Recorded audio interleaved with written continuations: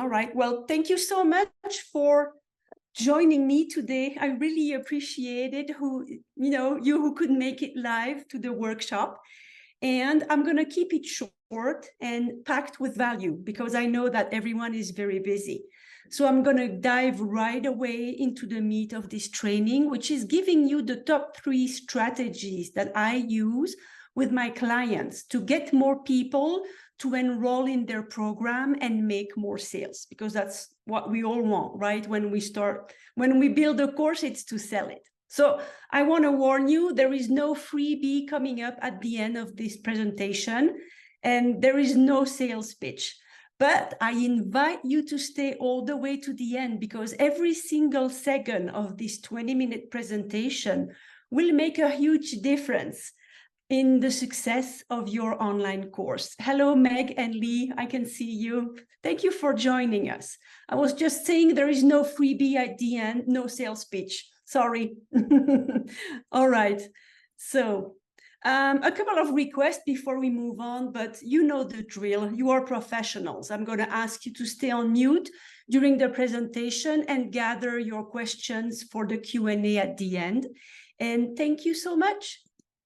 All right, so did you know that building your online course is actually only 50% of the work that you're going to have to do?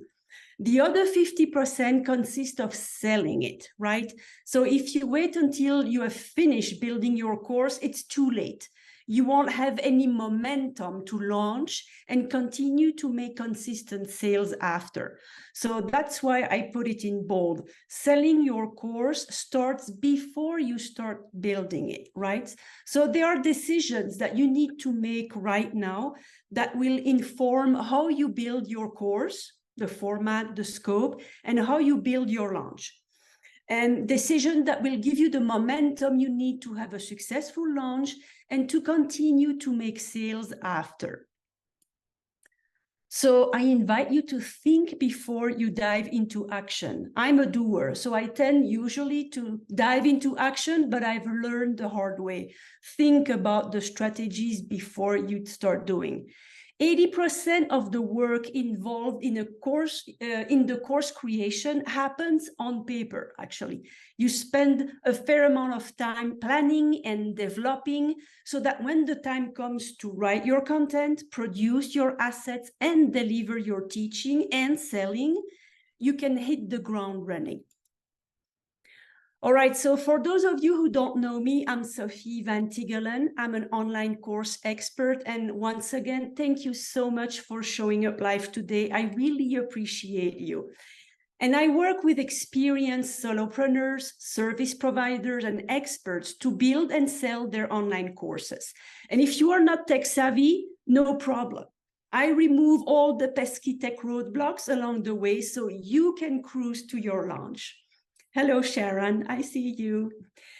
So this little stick figure here, she's my sidekick, and she and her friends are going to help me make this presentation fun for you and also simplify things, because sometimes I tend to get carried away and overcomplicate stuff. So she will keep me on track.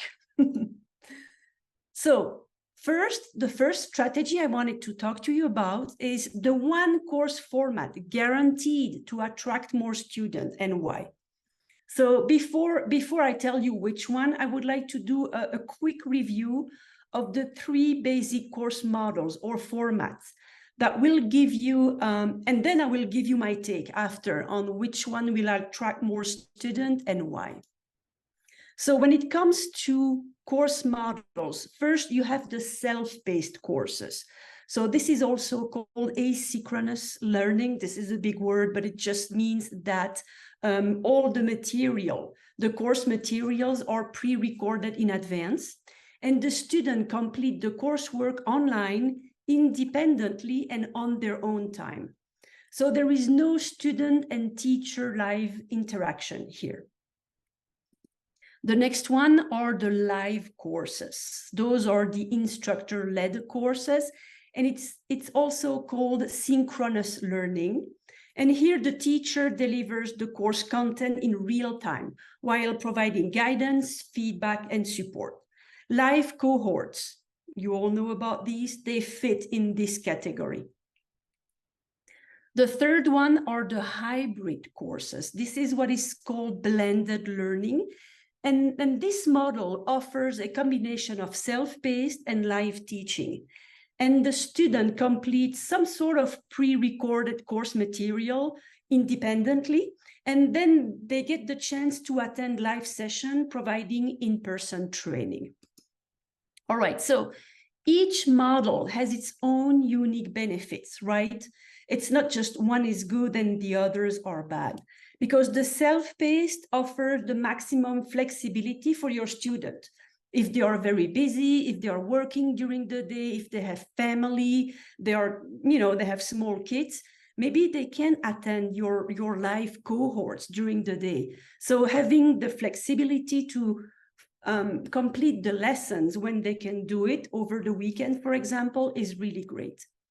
The live courses, yeah, there you have the benefit of the face-to-face instructions, right? And there's nothing like it. You can ask your question, and the teacher can read the room and feel where there is misunderstanding, and really focus on the learning.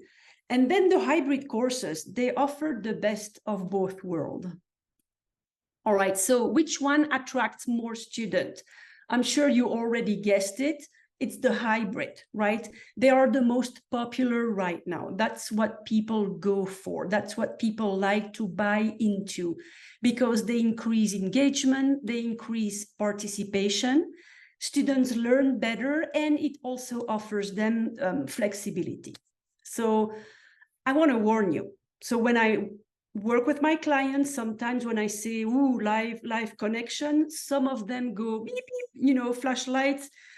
I don't want to do this. So I don't want to force this model on you. And there are ways to make it work for you, right? So it doesn't have to be a live cohort, because those are exhausting. Like, I don't know if you know Brad Long on Insta, on LinkedIn. He's the live cohort guys.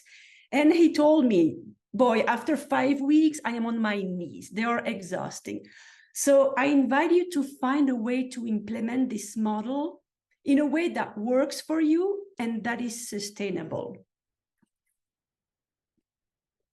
So it could be, on one side, a self-paced pre-recorded course to which you add individual sessions one-on-one, maybe with a VIP pricing, or you could add a weekly office hour on Zoom where everybody just jump in. You have an office hour every Thursday from 10 to 12 and everybody can come.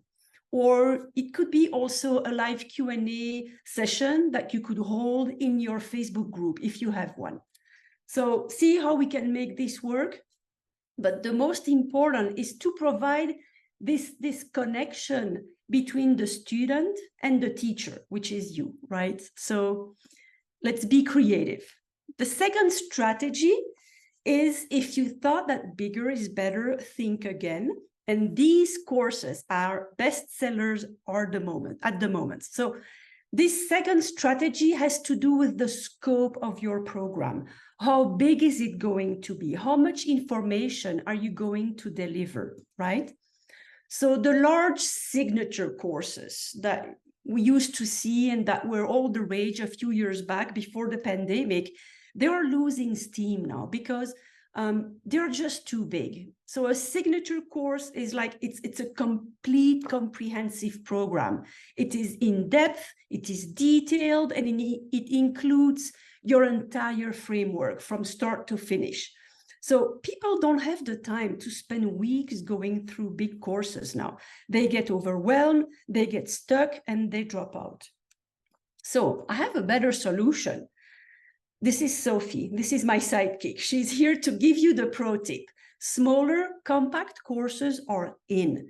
So people prefer small, laser-focused learning now because they require less time.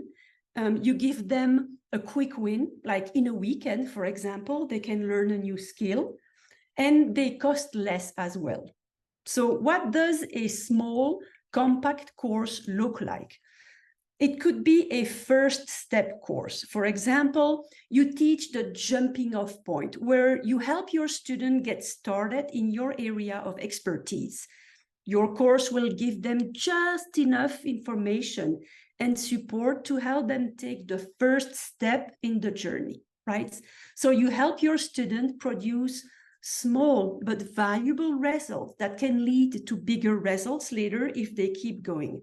So for example, you could teach people to make the perfect icing for a cake before you teach them how to make the whole, cake decoration thing. Or you could teach them how to use a DSLR camera.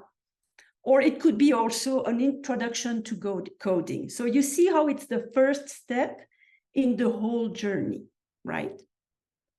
Another example is that it could be a laser course, a laser-focused learning course. So those are ultra-niched, and they offer specific and detailed information to learn a skill.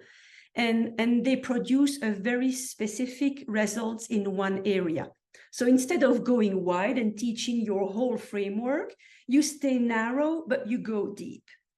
So here it could be like, learn trail running, or how to keep beehives in small urban spaces. I got these example from ChatGPT, and let me tell you, it came with really hilarious examples. Or how to learn the Japanese tea ceremony. All right, so I call these the mini mighty courses, right? Because they are mini in scope, but they are mighty in the value that you deliver. So if you are interested in this concept of the mini mighty course, keep an eye out, because I'm running a 3-day bootcamp in October. You can see the dates there, to help you build your first mini mighty course. So it's 3 days of training, 90 minutes each day. And it's a lot of hands-on tutorials to teach you how to create your course outline, your lessons, and produce all your assets, including the dreaded videos, all right? So let's move on. The third strategy I wanted to underscore today is neglecting this specific element on your sales page can cost you dearly. So this last strategy has to do with your sales page, and more specifically, the above the fold area. So I've seen first-time course creators arrive at the end of their course building journey emotionally exhausted. Don't ask them anything else. They gave all they had to write the lessons, to produce the assets, to overcome the tech challenges. And when they realize that they still have to write their sales page, they go, no, don't ask me this. And they tend to skip this step. But I'm here to tell you, your sales page is one of your most important assets to sell your course. So keep some gas in the tank for this step. All right, so are you seeing a picture on this slide? It's not showing up. Oh, shoot. Oh, you see it, Sharon? Huh, okay, that's not fair. Okay, well, you are supposed to see a screenshot of the above the fold of a sales page. And I wanted to tell you here that the above the fold, is the most important part on your sales page and should get the most TLC.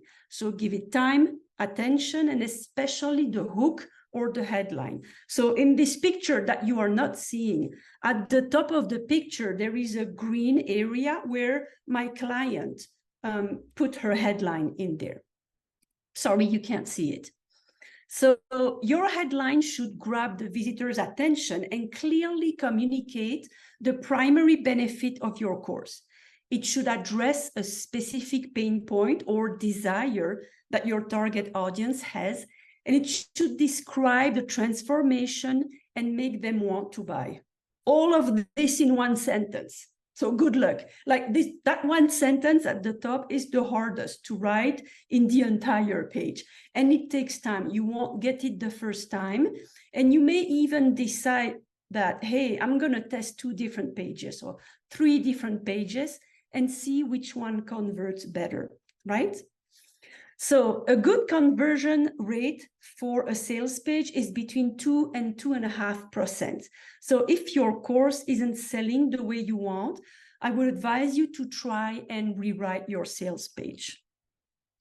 So how to find that magical sentence, right? I've come across three tricks. And the first one, you probably have heard about them, but the first one is the magic wand question, right? Like, if you had a magic wand, what is your number one desire that you wish to see come true?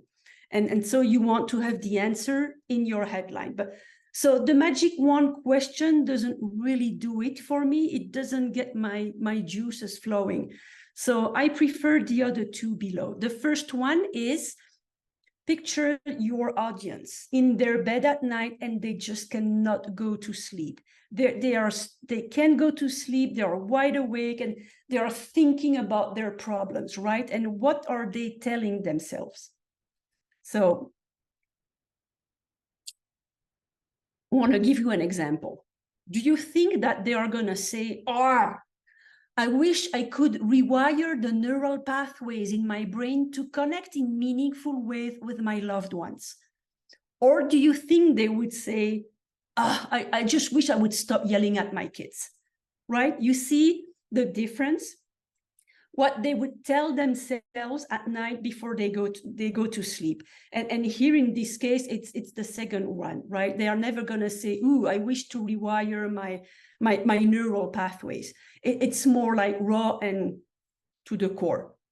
So the third one is the child stomping their feet. I mean, this is pretty descriptive, right? In my head, I have this image of a little girl or a little boy stomping their feet and saying, "I want ice cream now," right? And that is what you want to have in your headline, what your audience want right now, like a little kid.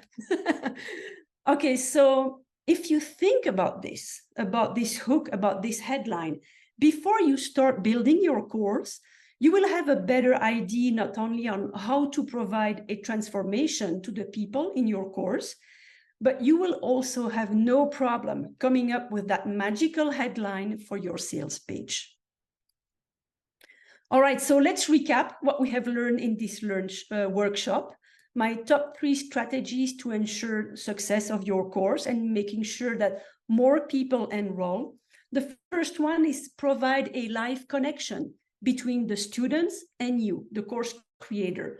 There are different ways to do it, but look for that live connection. Then keep your course small to help your student get a quick win, a quick transformation. And the third one is make sure you spend some time on your sales page, especially the hook at the top. So what is your next step? What can you do and how can you use this information you've got today? So keep these strategies top of mind when you start building your next course. Or if you have already built your course, you could look for ways to include these strategies in your existing offers if you haven't done it already. So if you want to dive deeper into these, if you have more questions, I invite you to schedule a discovery call with me after we are done here. All right, so this is the end of my presentation.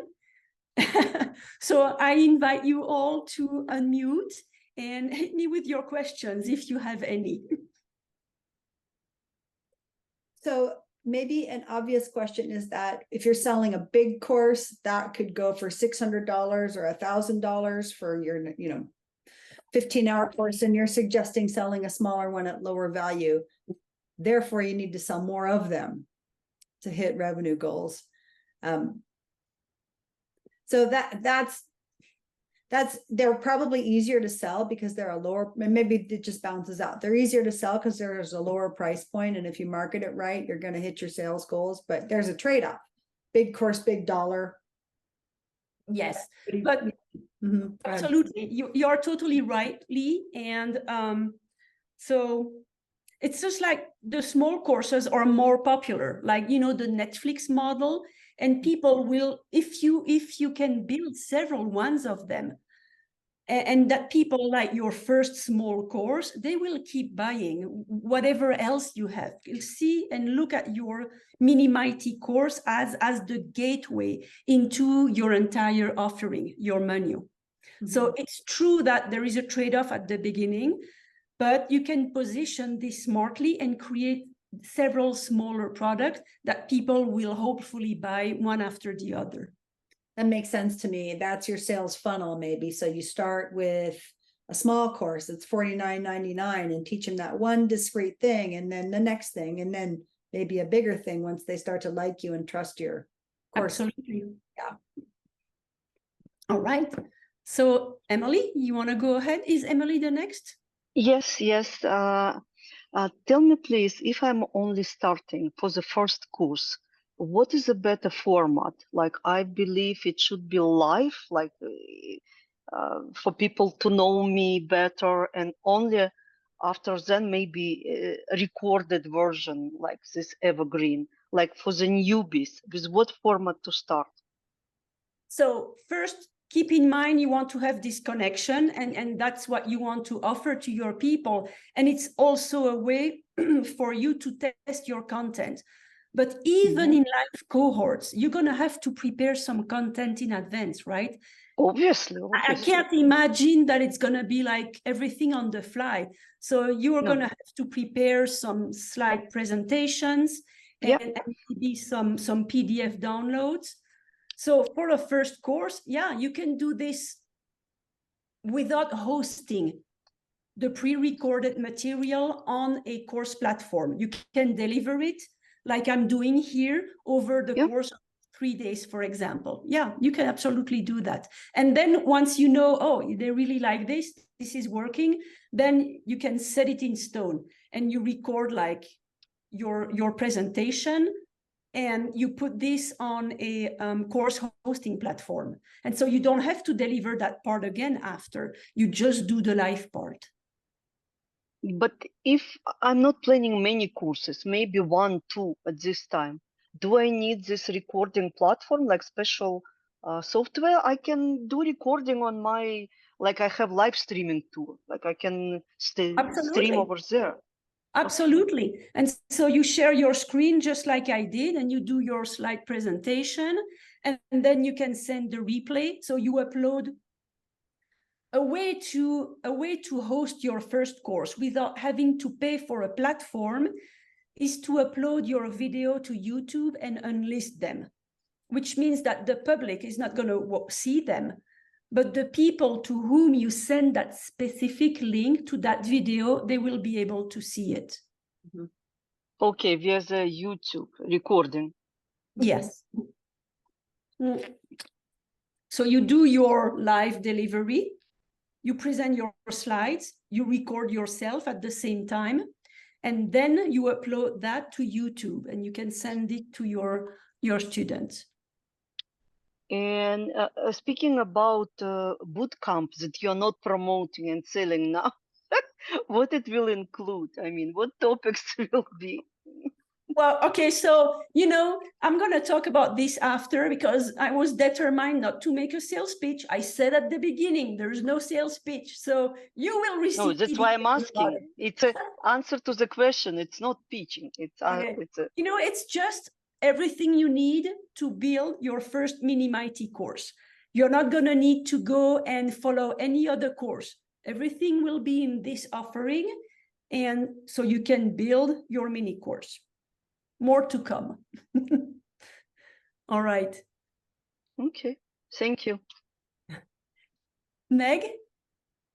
Yeah, mine's actually similar to what Emily was asking in terms of if you feel like you have the content and you're really trying to just get that initial live group enrolled so that you can make the canonical videos, are there ways that you've found to incentivize or otherwise sort of get folks excited about that?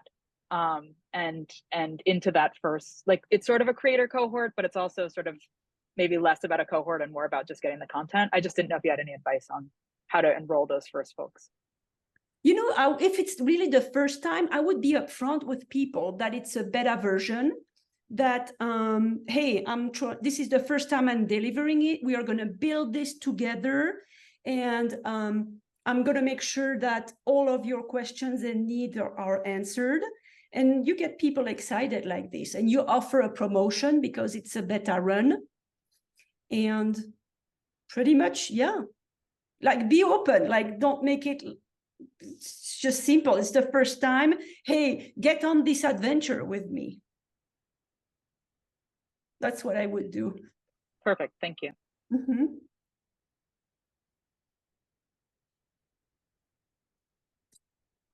Anybody has another question?